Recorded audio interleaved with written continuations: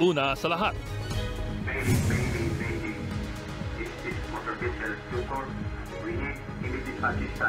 mga Pinoy na sakay ng panibagong barko na inatake ng rebeldeng grupo na Houthi nagpapasaklolo na.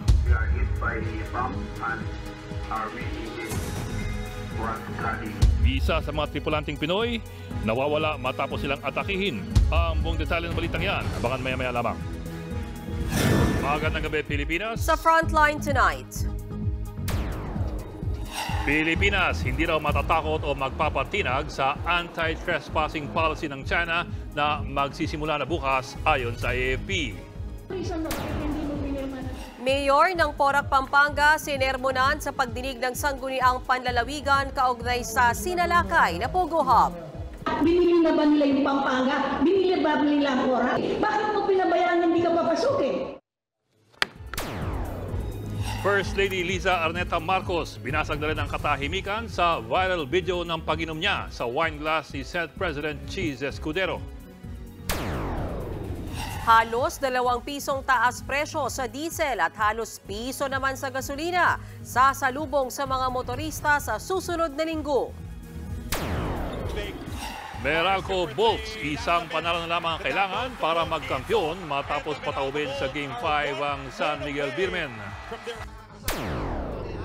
At sa Showbiz Tonight, Willie Revillame may pasilip sa kanyang bagong show sa TV5 na maghahatid ng saya at papremyo.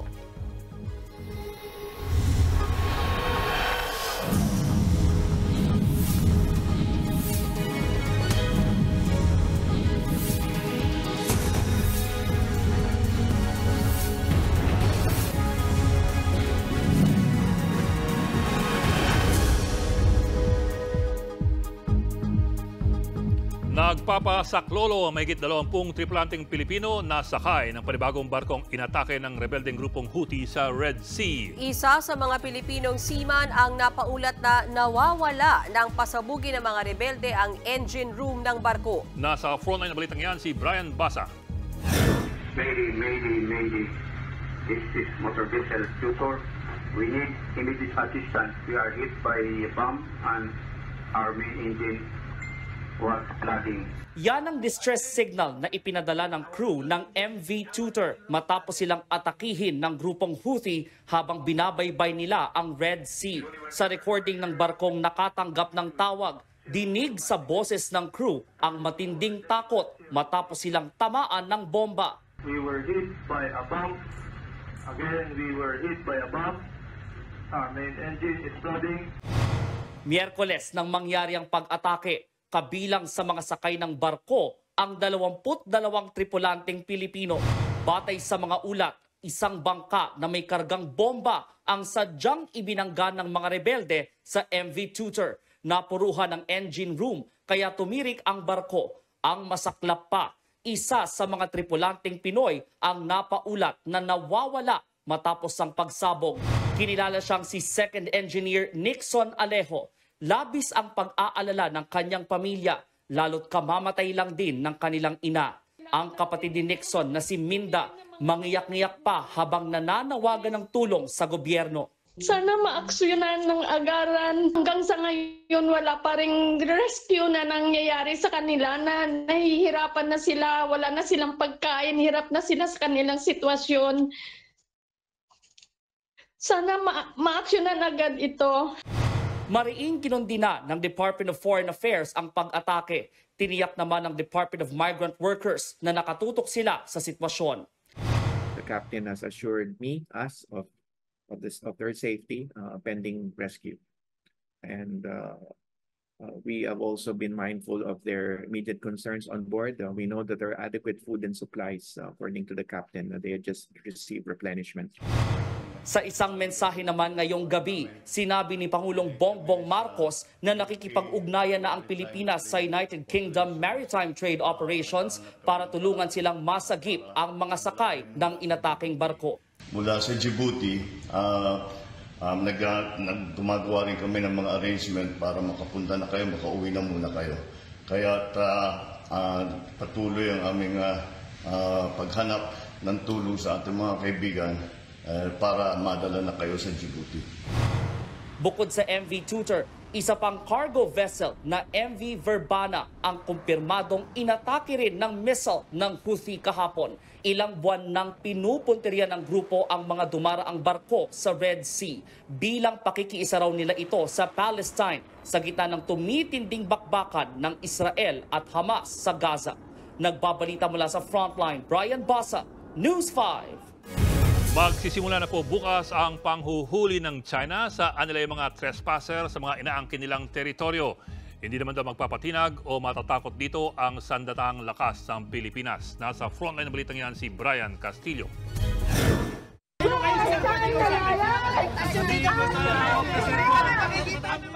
Yan ang sigaw ng mga radistang ito sa harap ng Chinese Embassy sa Makati City kaninang umaga. Kabilang sa mga nagwelga ang grupong Pamalakaya at Masinloc Fisherman Association. Ang kanilang pinoprotesta, ang bagong patakaran ng China laban sa mga anilay trespasser. Maaari raw hulihin at ikulong ng kanilang Coast Guard ng hanggang 60 araw ang sinumang dayuhang papasok sa inaangkin nilang teritoryo. Bukas na nakatakdang magsimula ang panghuhuli ng China. China fishing ban! Tutulan! Labanan! Huwag kayong tulutan! Tinututulan din ng mga militanteng grupo ang umiiral na fishing ban ng China. Sakop nito ang ilang maritime zones ng Pilipinas. Nagsimula ito noong Mayo at magtatapos sa Setyembre. Hindi naman daw magpapatinag ang mga Pilipinong mangingisda. Sa kanila, kung sila yung pagmumulan ng kaguluhan, at hindi tayo yung nag-create ng anumang gulo dyan sa ating karagatan. Handa raw sila sa mga posibleng gawin ng China. Talagang lalaban kasi sa mamatay o sa mabuhay, talagang lalaban po tayo dyan. Ang buhay ng mga mangisda natin. Walang ibang pinagkakakitaan maliban dyan sa dagat. Tiniyak naman ni Armed Forces of the Philippines Chief of Staff General Romeo Browner Jr. ang kaligtasan ng mga Pilipinong mangingisda. Nandyan po ang inyong Armed Forces of the Philippines, ang ating Philippine Navy, pati na rin po ang Philippine Coast Guard ay nandyan. So marami po tayong mga pinag-uusapan ngayon na mga hakbangin na gagawin in order for us to protect our fishermen. Sa panibagong pahayag, nanindigan ng AFP na iligal ang mga aktibidad ng China sa West Philippine Sea. Hindi raw matatakot o magpapatinag ang ating bansa. Dagdag pa ng AFP, magpapatuloy ang kanilang pagpapatrolya sa ating mga karagatan. Matatanda ang nagdagdag na ng maritime patrols ng Philippine Navy sa West Philippine Sea. Nauna nang sinabi ni Pangulong Bongbong Marcos na hindi katanggap-tanggap ang mga bagong patakarang ito ng China at lalo lang anyang magpapalala ng tensyon sa rehiyon. Nagbabalita mula sa Frontline, Brian Castillo, News 5. Libo-libong tulong pinansyal ang matatanggap ng pamilya ng mga nasawing Pilipino mula sa nasunog na gusali sa Kuwait. Nasa frontline ng balitang yan si Ria Fernandez. Binisita at nakiramay ang Overseas Workers Welfare Administration sa mga pamilya ng 3 Pinoy na nasawi sa nasunog na gusali sa Kuwait noong Miyerkules. Parehong tagapangasinan ng 2 OFW na nasawi na sina Jesus Lopez at Edwin Petilla. Si Lopez, nagtatrabaho bilang iron worker, habang quantity surveyor naman si Petilla. Labis naman ang hinagpis ng asawa ni Petilla na nataong buntis pa. Magka-video call pa raw sila ng mister na mangyari ang sunog. Hinahabol na nila yung hininga nila. Kinakapos na talaga ng hininga yung maawa ka kasi wala kang magawa. Yun yung nagre-reminisce lagi kapag pipikit ako ng mata ko. Yun yung naririnig ko yung mga boss nila na humihingi ng tulong. Pero wala na akong naririnig kasi nag-collapse na siguro sila. Gawang sobrang ang kapal ng usok pataas eh. Nakita nyo naman yun eh, sobrang kapal. Ang isa naman sa mga nasawing OFW, taga Batangas at nagtatrabaho bilang document controller sa Kuwait. Hiniling ng kanyang pamilya na wag na siyang pangalanan. Ayon kay Department of Migrant Workers Secretary Hans Kakdak, inaasikaso na ng gobyerno ang agarang pagpapauwi sa labi ng mga nasawi. May kumpiyansa ako na sa lalong madaling panahon na maybe as early as this coming week, makakauwi. Makakatanggap ng tulong pinansyal mula sa OWA ang mga pamilya ng nasawing Pinoy, kabilang ang burial, educational at livelihood assistance. Binisita rin ng OWA ang mga kaanak ng 2 OFW na nasa ICU para i-update sila sa kasalukuyang kondisyon ng mga biktima. Inaayos na raw ng DMW ang posibleng pagpapalipad sa kanila papuntang Kuwait. Nakahanda rin ng DMW sakaling gustong umuwi ng Pilipinas ang iba pang OFW na apektado ng sunog. The remaining 6 We are seeing to it that the temporary facilities where they are being accommodated, kasi nasunog yung building nila. So we're seeing to their needs as well, whatever it is they need. Nakakulong na ngayon ang 3 individual, kabilang ang may-ari ng nasunog na gusali. Inakusahan sila ng manslaughter dahil sa pagsasawalang bahala sa fire regulations ng Kuwait. Kinumpirma ng mga opisyal sa Kuwait na short circuit ang dahilan ng sunog. Nagbabalita mula sa Frontline, Ria Fernandez, News 5. Sa ibang balita, sinermonan sa pagdinig ng Sangguniang Panlalawigan ang mayor ng Porac, Pampanga kaugnay ng sinalakay na Pogo Hub. Ginisa ang alkalde sa gitna ng huling araw ng paghahalughog doon sa compound. Nasa Frontline balitang yan si Gio Robles.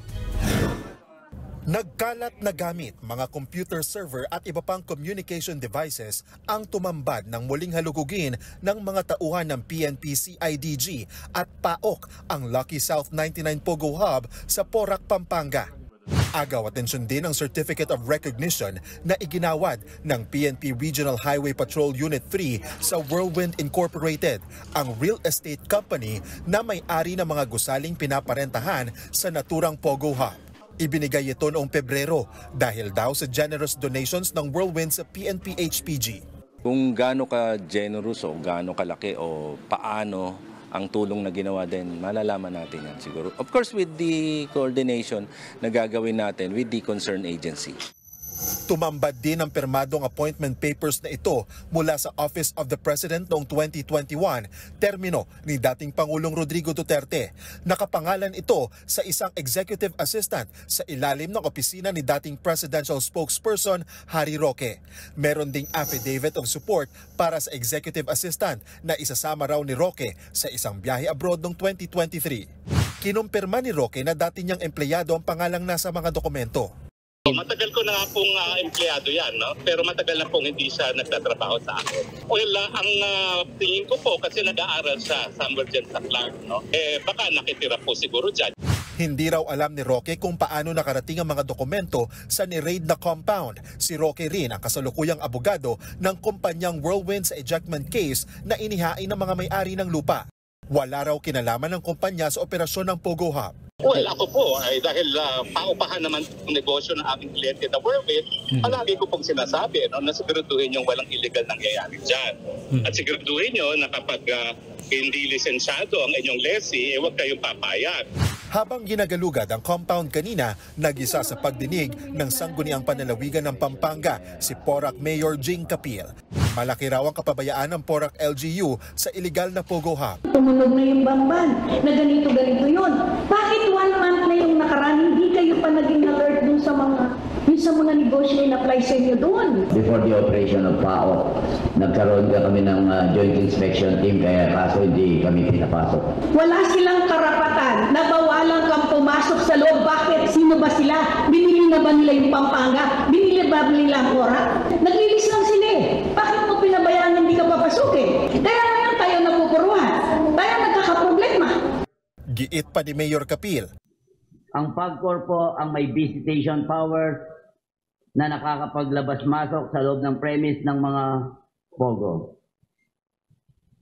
Kung naidulog po sa akin na may nangyayaring ganito, ako mismo ang magre-request ng search warrant para pasugin ito.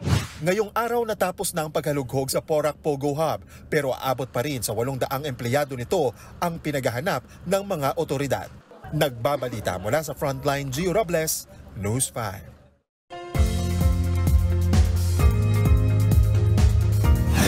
Mga kapatid, paghandaan po ang maulang weekend. Dulot yan ng localized thunderstorms at habagat. Magiging maulap at maulan bukas sa Palawan, may chance ring umulan sa gabi sa Occidental Mindoro. Madaling araw pa lang, uulan na rin sa Masbate, gayon din sa Negros. Damay naman sa epekto ng habagat ang Western Visayas, Zamboanga at Bangsamoro Region. May thunderstorms naman sa hapon sa Caraga, habang mas malakas ang mararanasang ulan sa Davao Oriental. Samantala, apektado pa rin ang extension ng high pressure area sa Dagat Pasipiko ang Luzon at Visayas. Mainit na panahon ang dulot niyan. Ayon sa Pag-asa, itutulak nito palayo ang habagat kaya hihina ito sa weekend. Pero posible pa ring umulan bukas sa Ilocos Region pati na sa Isabela. May thunderstorms naman ngayong gabi sa Bulacan. Posible rin umulan bukas ng hapon sa Central Luzon at Metro Manila. Sa mga mamamasyal ngayong long weekend, magpa-full tank na po bagong nakambang malaking taas presyo sa petrolyo. Simula sa susunod na linggo hanggang piso at 70 sentimo kada litro ang posibleng itaas sa presyo ng diesel. Abot naman ng 85 centavos ang taas presyo sa gasolina habang halos 2 piso naman sa kerosene. Ayon sa Department of Energy, ang taas presyo ay bunsod ng pagtaas ng demand sa petrolyo sa global market. Mga kapatid, Ed Lingaw po, nasa Estados Unidos, Canada o saan mang dako ka ng mundo, manatiling may alam at may pakialam sa mga mainit na balita dito sa ating bansa. Simulan natin ang bawat araw sa tuloy-tuloy na balitaan sa Frontline. Mag-follow at mag-subscribe sa social media pages ng News 5.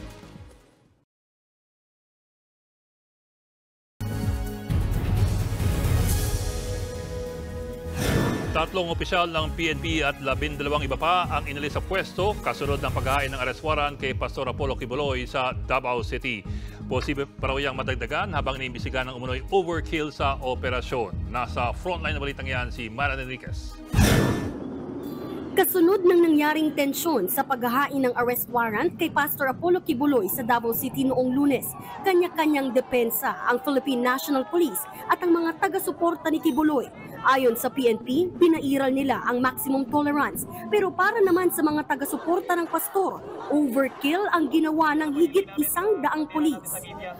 Kanina kinumpirma ng PNP na tinanggal muna sa pwesto ang ilang opisyal na may kinalaman sa operasyon. Kasama sa ni-relieve ang hepe ng Directorate for Operations na si Brigadier General Ronald Oliver Lee, Intelligence Group Chief Colonel Edwin Portento, at ang Regional Director ng Davao Region na si Brigadier General Aligre Martinez. Ito ay para bigyang daan ang investigasyon kung may nalabag na standard operating procedure sa paghahain ng arrest warrant.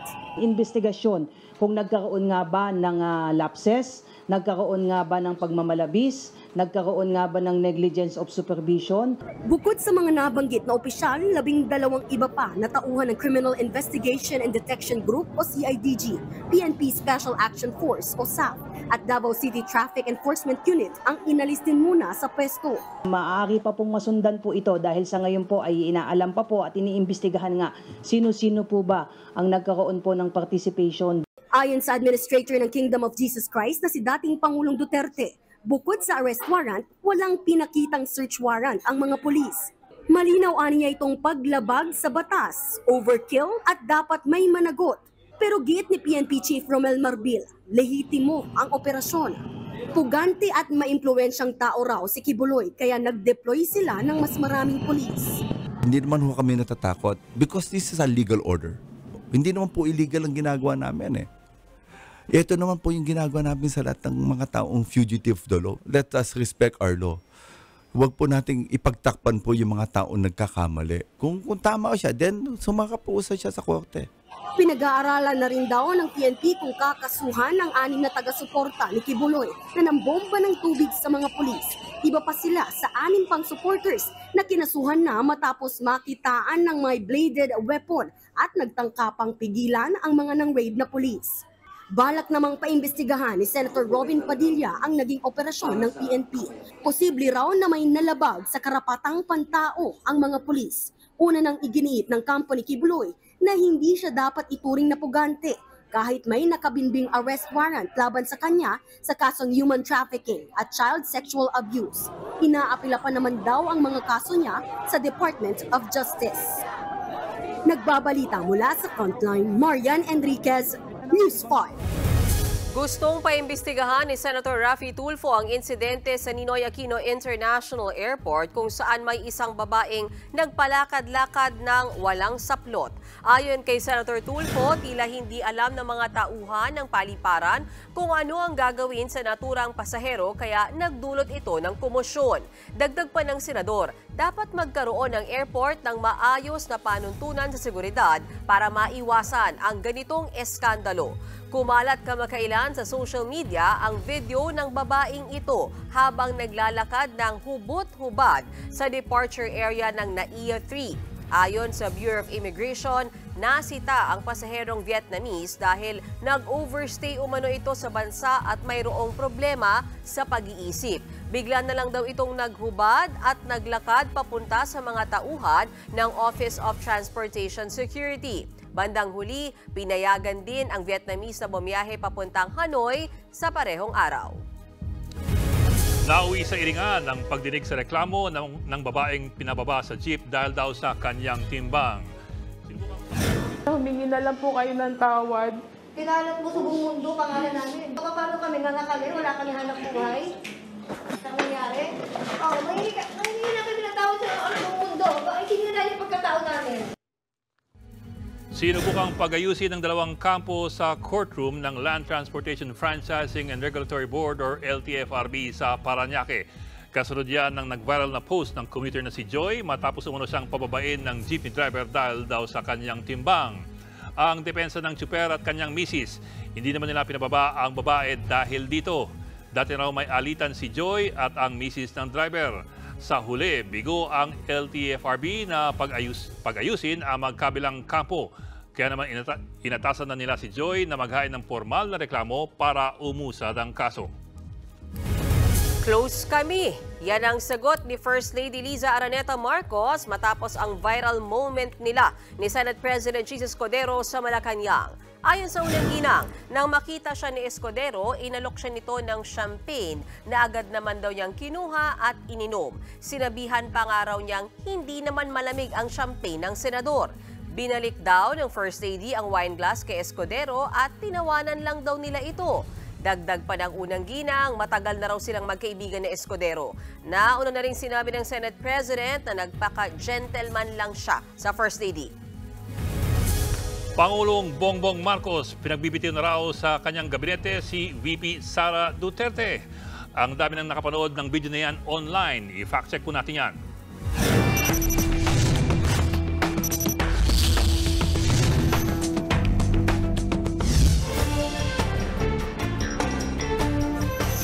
Sa gitna ng mga usap-usapan tungkol sa hidwaan sa pagitan ng mga Marcos at mga Duterte, ay kumakalat naman online ng isang video na sinasabing pinagre-resign raw ni Pangulong Bongbong Marcos si VP Sara Duterte bilang DepEd Secretary. Ayon sa video, kapansin-pansin ang hindi pagdalo ng bise sa ceremonial signing ng pagsasabatas ng Kabalikat sa Pagtuturo Act na ginawa kamakailan lamang sa Malacanang. Gayong napaka-importante nito para sa ahensya na pinamumunuan ng bise. Hindi na rin daw regular na nakakasama si VP Sara sa mga cabinet meetings. Sa ngayon po, meron ng higit 4,000 views ang nasabing video. Pero mga kapatid, huwag agad maniwala. Hindi po ito totoo. Sinuri po yan ng ating fact-checking partners na Facts First PH.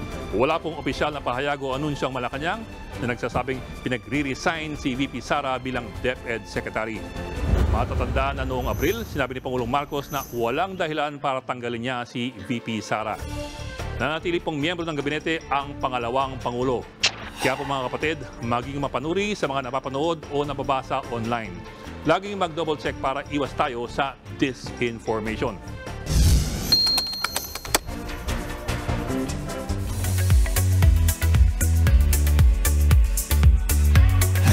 Showbiz Tonight na tayo. Inanunsyo na ni Kuya Will ang comeback show niya dito sa TV5. Yan ang Will to Win. Yan at iba pang chika sa report ni Laila Pangilinan. Ito na po ang bago natin magiging title ng programa. Magmula ngayon, huwag ang natin Will to Win! Mas malaki at mas masaya. Ito ang handog sa mga Pilipino ni Kuya Will. Willie Revillame sa bago niyang kapatid show na Will to Win.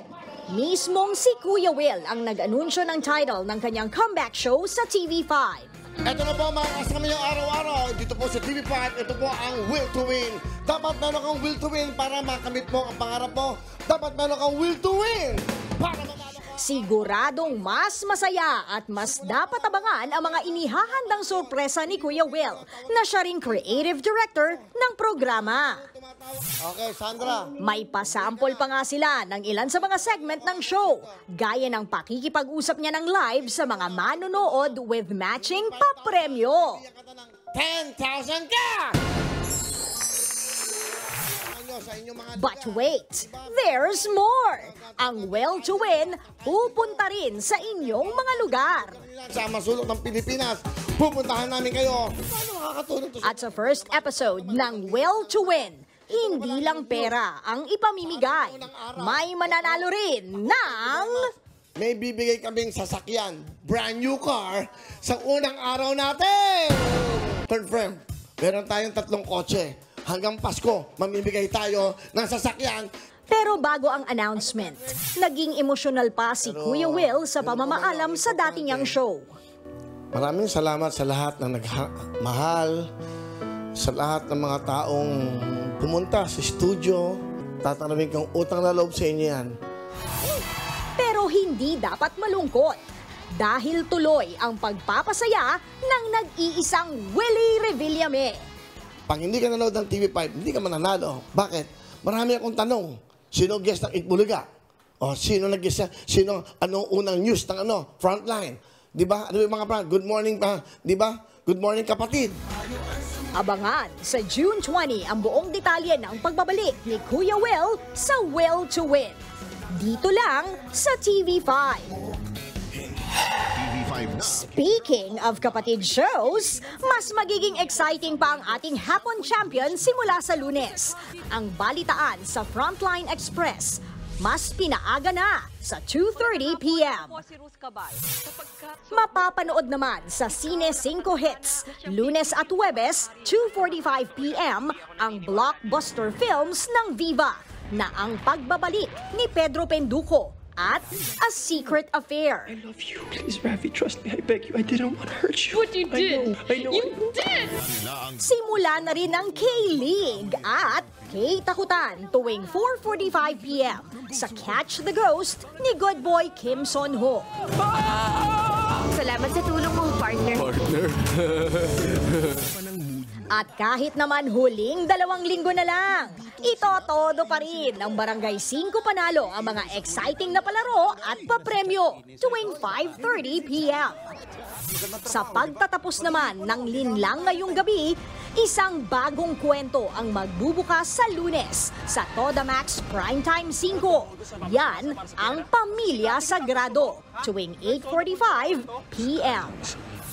Habang sa June 24, mapapanood na ang bagong yugto ng Lumuhod Ka sa Lupa sa bago nitong time slot tuwing 7:30 p.m.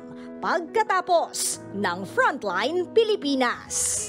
Nagbabalita mula sa Frontline, Laila Pangilinan, News 5. Diyan lang kayo mga kapatid, may mga ichichika pa ako mamaya. Mga kapatid, Mean Los Baños po. Nasa Europa o saan mang dako ka ng mundo, manatiling may alam at may pakialam sa mga maiinit na balita dito sa ating bansa. Simulan natin ang bawat araw sa tuloy-tuloy na balitaan sa Frontline.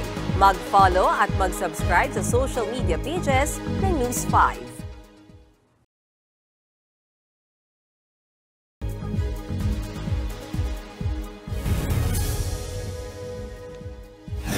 Problema pa rin sa dalawang bayan sa Laguna ang kawalan ng supply ng tubig. Kaya naman inireklamo na nila ang water service provider. Nasa frontline balitang yan si Elaine Fulgencio.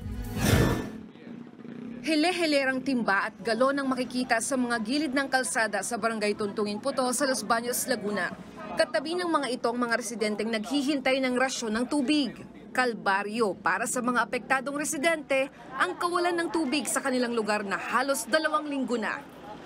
Nagtitipid kami. Yung panghugas namin plato, lalagyan namin sa timba, pan-CR. Ganon ginagawa namin ngayon. Ang hirap ngayon dito sa amin. Tapos may bill, 216, wala naman tubig. Wala namang natulo. O ba't ganon sila? Maging ang mga negosyo, apektado na rin gaya na lang ng water refilling station ni Larry. Pagkatapos ng bagyo hanggang ngayon apektado eh. Wala naman improvement. Rasyon ang ginagawa nila. Pero hindi enough. Wala nang assurance in the sense. Wala na eh. Paulit-ulit lang eh. From bagyo ngayon, di customer ko zero. Ayon sa lokal na pamahalaan ng Los Baños, nakipagpulong na sila sa pamunuan ng Laguna Water District Aquatech Resources Corporation o LARC para ayusin ang problema sa tubig. In that particular meeting, they promised, meron silang tinatawag na minimum charges such that even if you are not going to reach that minimum level, you are still going to pay a certain amount. So now, they are not going to implement that scheme. Pero wisyo rin para sa mga residente sa Bay Laguna ang kawalan ng tubig. Sa 15 barangay, 13 rito ang nakararanas ng kawalan ng tubig. Si Nanay Lorna naantala ang paglalaba dahil sa kakaunting tubig na lumalabas sa kanilang gripo. Ang pinagtataka pa niya, bakit tumaas pa rin ang kanilang water bill? Mahina talaga, ma'am. Tapos, hanggang maghapon yon, nalakas lang siya sa madaling araw. Yun. Tapos pagdating ng mga 7 ng umaga, maunti na naman. Nagtaka kami kasi 680. Hindi namin alam. Sabi naman, pagbukas daw ang gripo at kahit walang natulo, tuloy din daw ang ang pressure ng sa kontador. Nakipagpulong na rin ang Baye LGU sa LARC para tugunan ng problema. Pero dahil palpak pa rin daw ang serbisyo ng tubig, naghain na ng reklamo sa Local Water Utilities Administration ng Bayan ng Bae at Los Baños laban sa LARC. Umaasa naman ang mga residente na maaaksyonan na agad ang kanilang problema sa tubig. Sinubukan ng News 5 na kunan ng pahayagang pamunan ng LARC pero wala pa silang tugon. Sa isang pahayag naman na ipinadala ng Manila Water Philippine Ventures na siyang bagong mga ngasiwa sa operasyon ng LARC. Batid nila ang reklamong inihain sa LARC. Masusi raw nilang sinusuri ang mga issue para makabuo ng plano para mapaganda ang serbisyo. Humihingi rin sila ng paumanhin sa mga customer ng LARC. Nagbabalita mula sa Frontline, Elaine Fulgencio, News 5.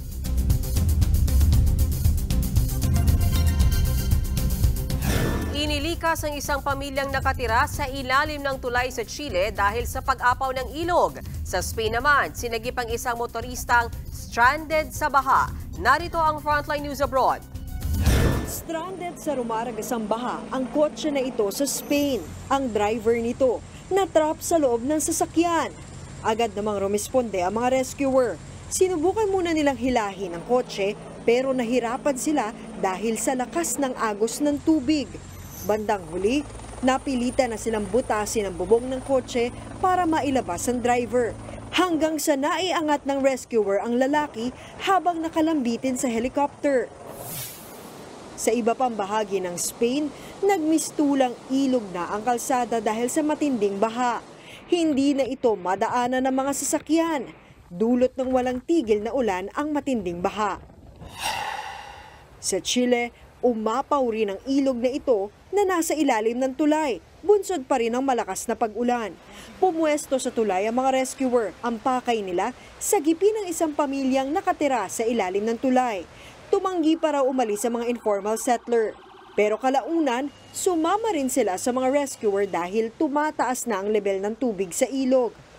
Isa-isang isinakay sa crane ang 4 na miyembro ng pamilya. Ang lalaking ito, iniakyat din sa hagdan ng mga alagang aso at pusa. Dinala sa ospital ang inilikas na pamilya para masuri ng mga doktor. Nagbabalita mula sa Frontline, Ria Fernandez, News 5.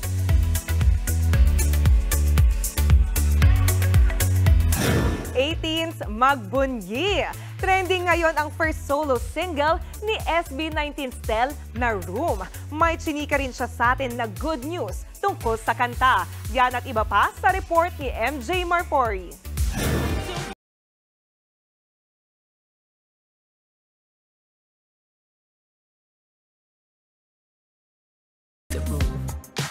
Vocals? Check!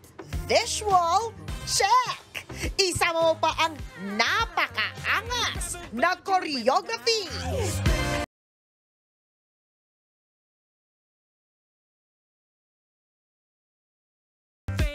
Ito ang debut single ni SB19 Stel na Room.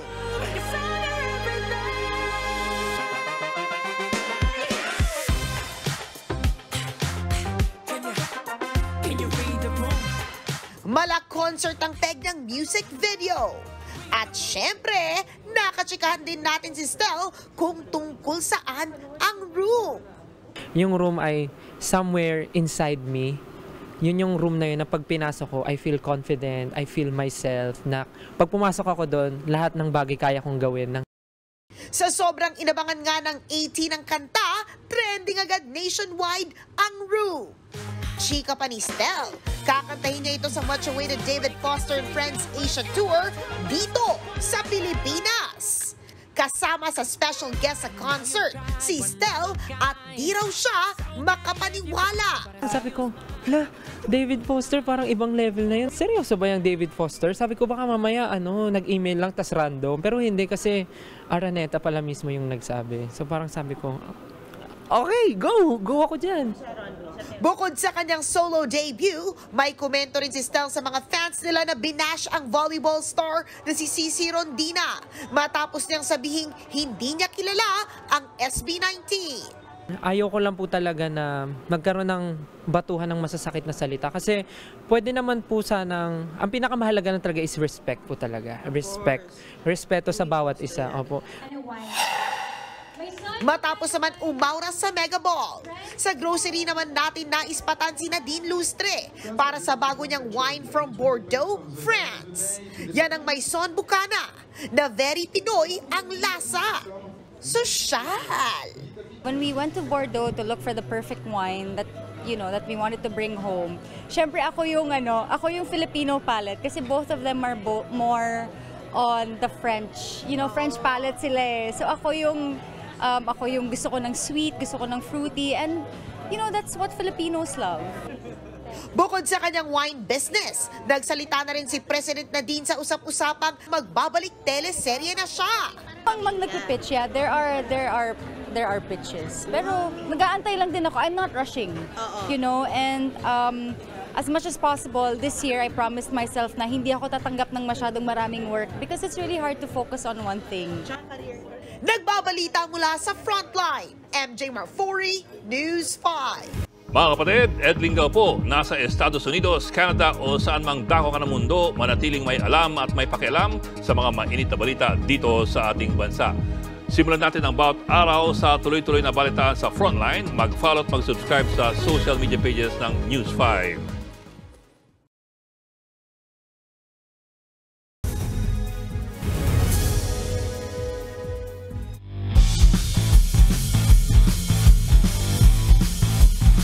Isang panalo lamang ang kailangan ng Meralco Bolts para magkampiyon sa PBA Philippine Cup. Sa Game 5 kanina, nanguna pa ang San Miguel Beermen sa first quarter. Pero nakabawi ang Bolts sa second matapos magpakawala ng 3 points si Alain Maliksi. Pagdating sa third, nakalamang muli ang SMB sa tulong ng layup ni Junmar Fajardo. Pero pagdating sa fourth, umaliba naman ang Meralco. Sa huli, wagi ang Bolts sa score na 92 versus 88. Binangunan ni ng Maliksi at Chris Newsome ang Bolts matapos silang makapagtala ng tig 22 points. Malalaman sa Game 6 sa linggo kung makakuha na ng Bolts ang kauna-una nilang Philippine Cup Championship title.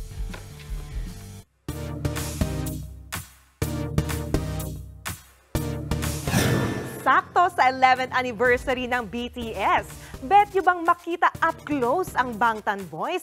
Pwede nang ma-feel ang kanilang dynamite performance sa isang sikat na exhibit sa Quezon City. Tara, ride tayo dyan!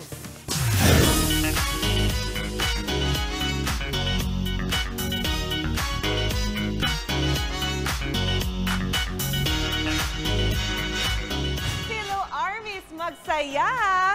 Dahil pwede nyo nang ma-experience na maging up close and personal sa inyong paboritong K-pop idols, ang BTS.